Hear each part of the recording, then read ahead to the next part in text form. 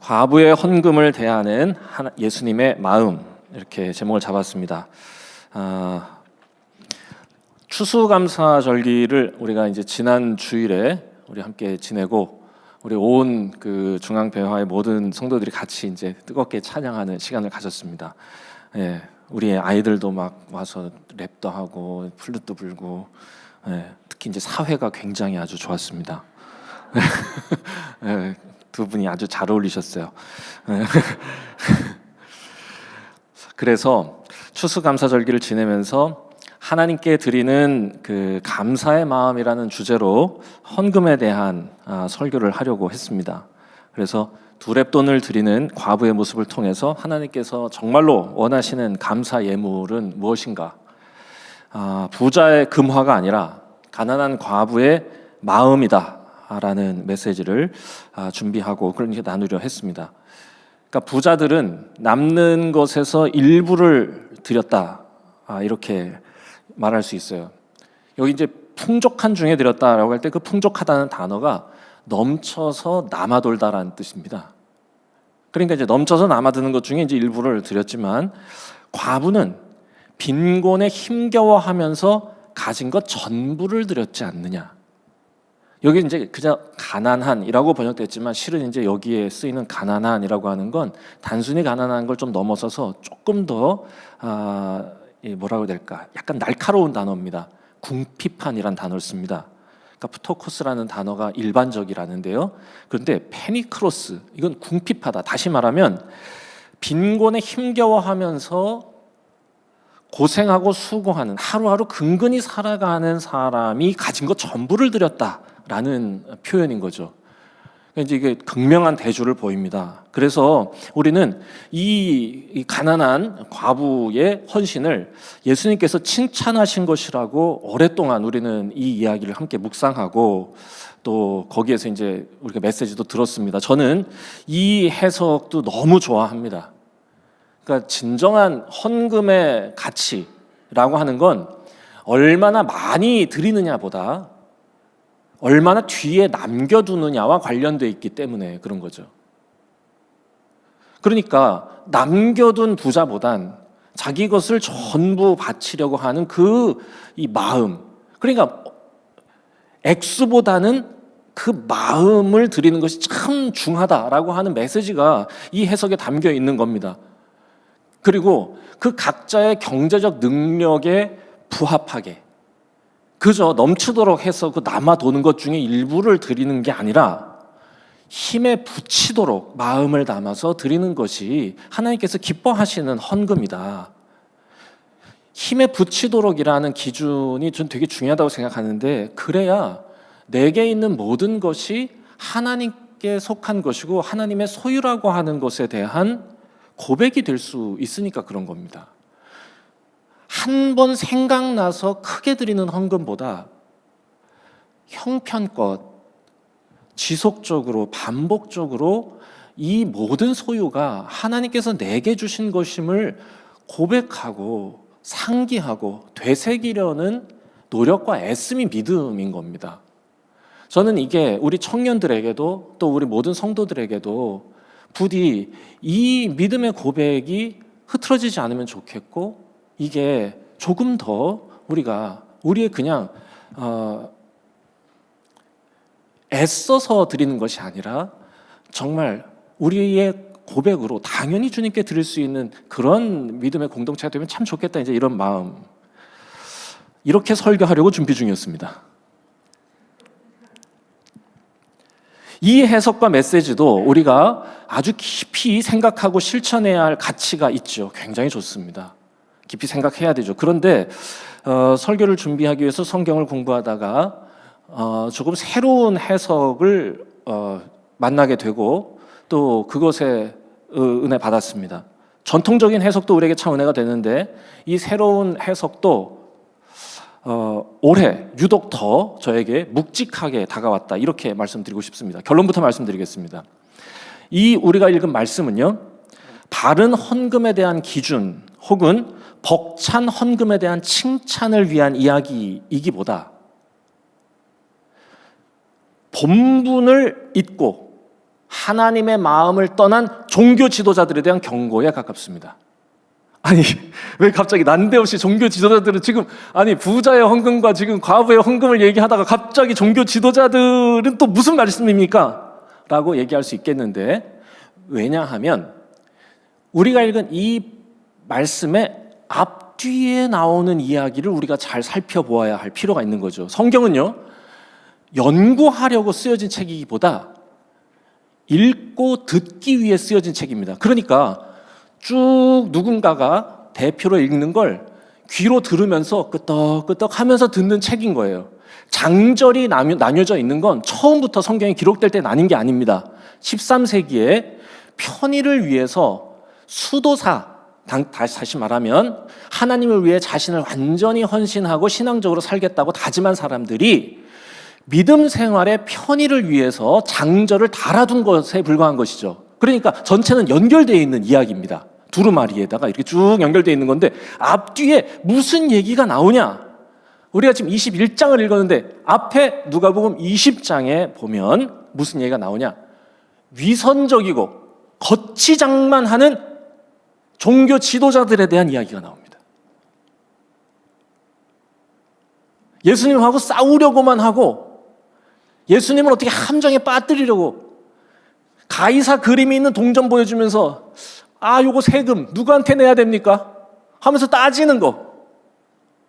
그때 예수님이 기가 막힌 해석을 내놓으시죠. 가이사의 것은 가이사에게, 그 동전에 뭐가 보이냐?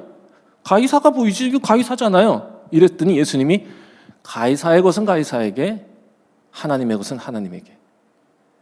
여러분, 이게 무슨 뜻인지 아세요? 동전에서 가이사가 보이면 가이사에게 세금을 내라. 그리고 네가 가진 그 동전에서 하나님의 은혜가 보이면 하나님께 드려라 라고 하는 너무 감동적인 그런 얘기가 쭉 나와. 그러다가 20장의 끝에 뭐라고 돼 있느냐? 특별히 윗자리를 좋아하는 서기관들을 조심해라. 서기관은 어떤 사람들이냐? 오늘로 하면 신학 교수 정도 되는 사람들입니다. 그들을 왜 조심해야 되냐? 마지막 절입니다. 20장 마지막 절. 그들은 과부의 가산을 삼키며 외식으로 길게 기도하고 엄중한 심판을 받을 자들이기 때문입니다. 과부의 가산을 삼키는 자들이니까 과부의 재산을 탈취한다라는 뜻입니다. 이게 무슨 뜻이냐 하면 당시 문화에는 남편이 죽고 친척이 없으면 그 가정이 갖고 있던 재산을 종교 지도자들이 대신 맡아서 관리를 했습니다. 그 관리하는 사람이 누구냐? 성전 서기관들이었습니다. 그런데 그 사람들이 재산을 관리하면서 그 홀로 된 여인을 돌봐줘야 하는 건데 그들은 어떤 자들이냐? 윗자리에 앉기만 좋아하고 떵떵거리기만 좋아할 뿐 그 여인을 돌봐야 될 의무는 스스로 져버리고 오히려 관리하도록 맡겨놓은 재산을 자기를 위해서 탈취하는 놈이래. 부는 아니죠. 그 사이에 어딘가. 그렇다는 겁니다. 가진 것이 없는 자의 재산마저 착취하는, 오히려 하나님의 뜻에 역행하는 그 서기관들을 20장에서 고발한 거예요. 바로 과부의 가산을 삼키는 그 서기관 조심해. 바로 뒤이어 나오는 말씀이 예수께서 눈을 들어 과부가 헌금하는 것을 보시고 말씀하셨다. 이렇게 나오는 것이죠. 그 착취의 대상, 그 탐욕의 피해자인 과부의 모습을 보여주는 겁니다. 그래서 1절 예수께서 눈을 들어 부자들이 헌금함에 헌금 넣는 것 보시고 이 얘기를 하시다가 가산을 삼키는 서기관들 조심해 하는데 부자들이 와서 딱 헌금한 거 보고 가만히 딱 멈추시고는 눈을 들어서 사람들에게 얘기하시는 겁니다. 생각나신 게 있으신 거죠. 그리고 부자들이 헌금하는 걸 보고 그 다음에 와서 과부가 와서 2렙돈을 넣은 겁니다. 2렙돈, 이게 어느 정도의 크기냐? 2렙돈은 가장 작은 화폐 단위입니다. 지금 우리나라에서 가장 작은 화폐 단위 얼마죠? 10원? 너무 작다. 1,000원짜리 있나요 요즘에? 저 돼지 지폐를 본 적이 없어요. 핸드폰 들고 다니고 이거 해가지고 1,000원 합시다. 1,000원 정도입니다. 그러니까 2랩돈이면 얼마예요? 2,000원. 그래도 2랩돈, 1랩돈도 아니고 2랩돈을 했잖아요 라고 생각할 수 있는데요, 당시에 성전에 와서 제사를 드릴 때 가장 가난한 사람들이 하나님께 드릴 수 있는 제물, 빈손으로 하나님께 오는 게 아닙니다. 제물을 들고 오는데 제물 중에 가장 작은 게 뭐였냐? 비둘기였어요. 아무리 가난해도 비둘기는 드려야 돼. 근데 비둘기가 얼마냐? 2랩돈입니다. 그러니까 그 2랩돈을 낸 겁니다. 이게 뭐가 문제냐?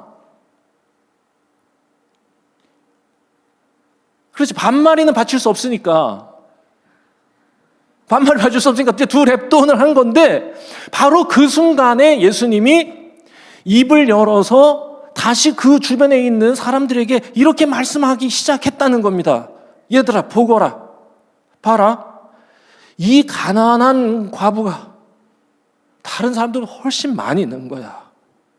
부자들은 남는 걸 넣었지만 저 홀로 된 여인은 모든 걸 다 빼앗기고 가난한 중에 어쩔 수 없이 저 생활비 전부를 넣은 거다 라고 얘기하시는 거죠. 물론 우리가 지금 이 상황에서 이 여인이 2랩돈을 자발적으로 기쁘게 감사가 우러나와서 주님께 드린 것이라면, 우리가 보통 말하는 것처럼, 그러면 칭찬의 대상이 되고 헌금의 모범이 될 수 있겠죠. 하지만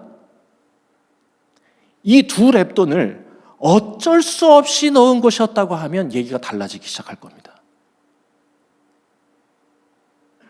어쩔 수 없이 넣었다. 근거가 뭐냐? 넣었다는 단어가 문제입니다. 여기에 넣었다고 되어 있는 단어가요, 헬라어로 발로입니다. 발로 넣었다 이런 게 아니고, 죄송합니다, 재미없었어요. 발로인데, 이 발로가 뭐냐? 발로가 우리 게임 좋아하시는 분들 있을 텐데 디아블로라는 게 있어요. 그 블로가 발로의 그겁니다. 디아가 뚜루, 가운데로 블로, 갈라버리는 거 있죠. 가운데로 사람과 사람 사이를 이렇게 이간질하는 거를 사탄이라고 그런 겁니다. 디아블로. 그러니까 이게 발로가 던지는 거야. 집어 던져. 그러니까 이게 이렇게 offer 혹은 뭐 surrender 이런 게 아니야. 이게 뭔 뜻이냐? 집어 던진다는 뜻입니다. 던졌다. 억지로 던졌다. 어쩔 수 없이 던졌다. 그러고 보니까 여러분, 이 말씀에서 예수님께서 그 여인의 헌금에 대해서 참 아름답다, 참 복되다라고 칭찬하시는 부분은 없고요, 오히려 날선 단어를 사용하시는 게 보이지 않습니까? 날서 있어요. 궁핍한 자다, 발로, 억지로 던졌다, 고발하시는 거예요. 그러니까 사람들이 따지듯이 묻습니다. 예수님께서 너무 독하게 말씀하시는 것 같으니까 바로 그 뒤에 이어져 나오는 게 5절 말씀이죠. 어떤 사람들이 그걸 듣고는, 아니 그래도 예수님, 저 보세요, 저 성전은 그래도 그런 헌금이라도 드려져서 세워진 것 아닙니까? 라고 따지고 들었어요. 그때 예수님께서 이렇게 말씀하십니다. 그래, 그 말 잘했다. 6절. 바로 그 성전, 그런 성전은 하나님이 돌 위에 돌 하나도 남기지 않고 다 무너뜨리실 거다 라고 얘기하신 겁니다. 우리 하나님은 그런 눈에 보이는 화려한 성전 원하시는 게 아니다. 보이지 않는 참된 성전. 그게 뭐냐? 아파하는 이들을 돌보고 연약한 이들을 지켜주는 사랑으로 지은 성전, 그리스도의 몸된 교회를 우리 아버지께서 원하시는 것이지, 그 가난한 자들의 가산을 탕진해서라도 화려한 성전 지어드린다고 하나님이 그거 좋아하실 분 아니지 않느냐 라고 고발하는 것처럼 읽을 수 있다 이겁니다. 마가복음 12장에도 똑같은 얘기가 나오거든요. 똑같은 구조로 되어 있습니다. 무슨 말씀을 우리에게 들려주시려는 것이냐? 어떻게 이런 일이 가능할 수 있냐고 탄식하시는 겁니다. 어떻게 종교 지도자들이 가난하고 힘없는 자에게 구원을 선포하는 게 아니라 오히려 힘없고 연약하고 가난한 이들을 착취하고 그런 사람들을 고통 가운데 버려두는 게 어떻게 그게 말이 되냐? 하나님이 정말로 우리에게 바라시는 게 뭔지를 왜 그토록 너희는 모르냐라고 지금 일깨우시는 것 같아요. 그게 옳으니?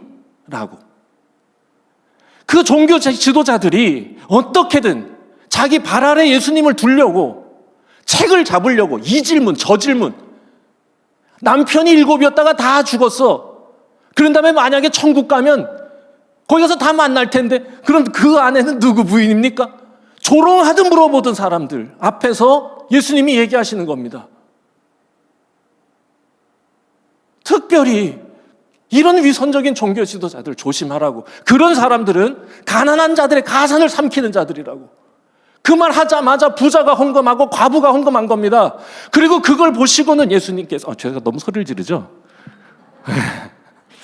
너무 박진감이 지금 막 넘쳐가지고 상황이. 그런 상황에서 예수님이 그 상황에서 말씀하시는 겁니다. 이런 일이 가당키나 하냐고. 어떻게 하나님을 사랑한다고, 아니 하나님을 사랑하라고 말해야 될 그들의 삶의 이런 모습이 이게 가당키나 하냐, 이게 옳으냐, 이게 하나님의 뜻이겠냐. 여러분, 성도의 할 일은, 그리스도의 몸된 교회가, 우리 모두가 다 함께 가장 잘해야 할 일은 연약한 자에게 더 큰 관심을, 모자란 이에게 더 큰 격려를, 아파하는 이에게 더 깊은 사랑을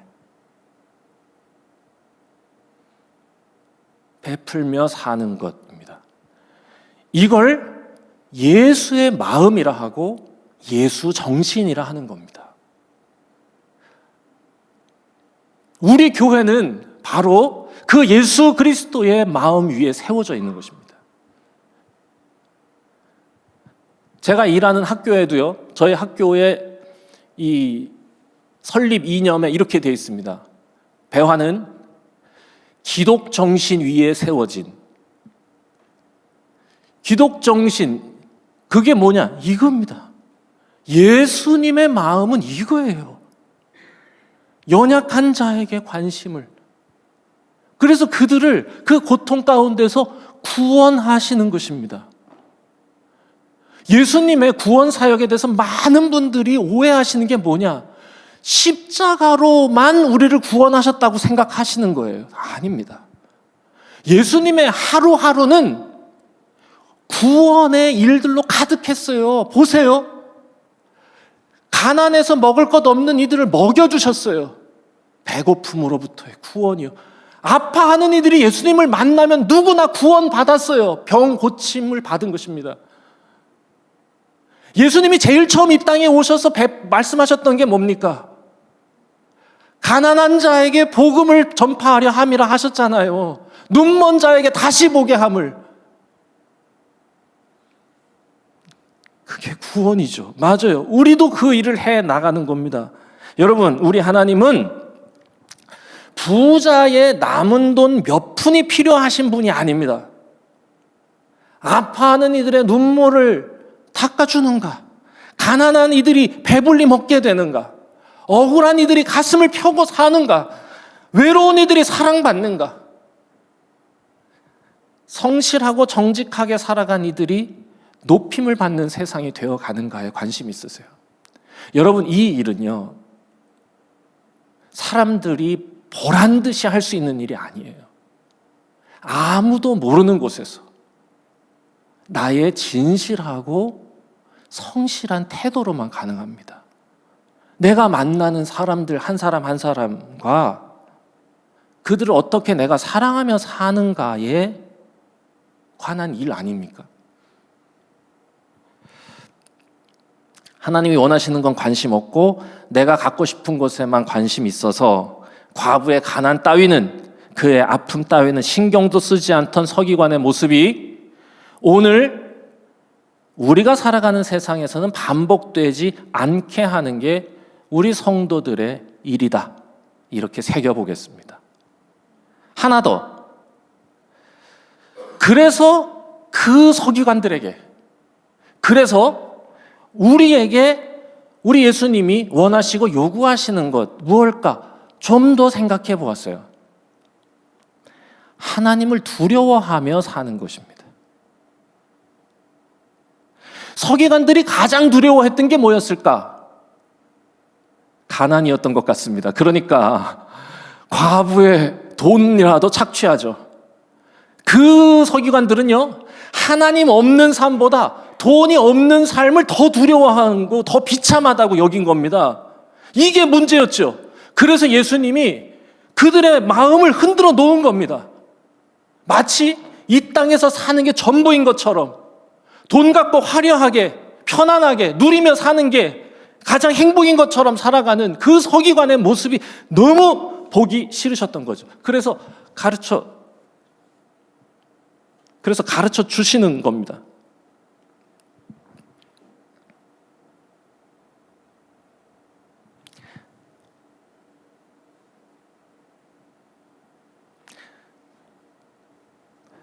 하나님을 두려워하며 살라고 가르쳐 주시는 겁니다.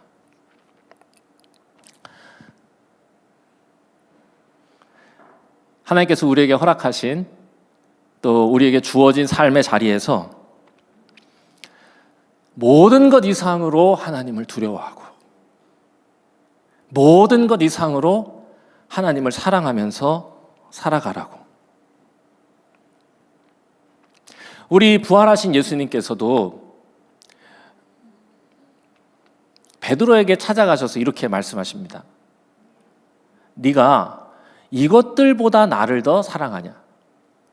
저는 똑같은 맥락이라고 생각했어요.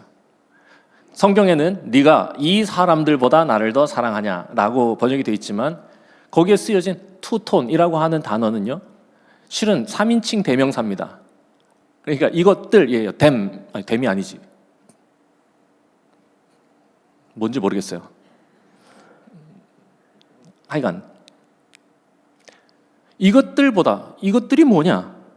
생계보다, 돈보다, 죽음보다, 목숨보다 나를 더 사랑하냐?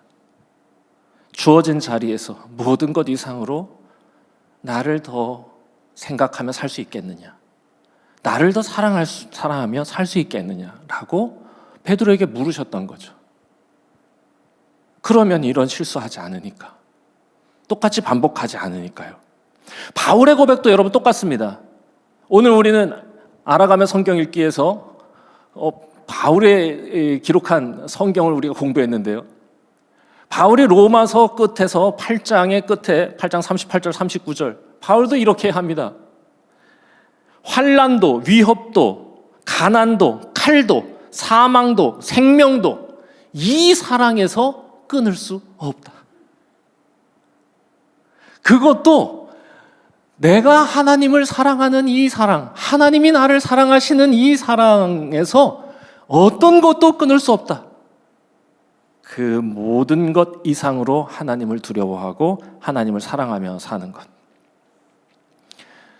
우리가 만약에 이 마음을 갖고 하루하루를 살아가면서 만들어낸 일상의 결과물들이라면 그게 두랩돈처럼 별것 아니고 작은 것이라 해도 그건 분명 하나님 나라를 세우는 든든한 기둥이 될 거다라고 우리에게 말씀하시는 것 같습니다. 말씀 정리하겠습니다. 추수감사를 생각하면서 선택한 말씀인데 뜻밖의 교훈을 얻게 되어서 감사합니다. 그러고 보니까 우리가 정말로 감사해야 할 일이 무엇인가 가만히 생각해 보면 우리가 가장 감사해야 할 일은 우리가 하나님을 두려워하며 살아가는 일이 아닐까 싶습니다. 날이 많이 추워져서 한 해가 저물어가는 것을 느끼는 시간입니다. 엊그제 갑자기 10도 이상 차이가 나면서 훌쩍 추워졌는데요. 올해가 다가가기 전에 우리가 주어진 자리에서 모든 것보다 하나님을 사랑하는 우리의 마음이 확인되고 고백되어지면 좋겠다 생각해 봅니다. 돈이나 권력보다 하나님을 두려워하며 신실하게 살아가는 우리가 되기를 바래 봅니다. 추워지니 한 해를 마무리해야 될 것 같지 않습니까? 이번 한 해는 우리는 무엇을 두려워하면서 살아왔는가? 실은 실수하는 사람들을 보면 두려워서 실수하는 것 아닙니까? 서기관은 가난해질까 두려워서, 홀로 된 여인의 재산마저도 본인이 강탈한 것이니까요.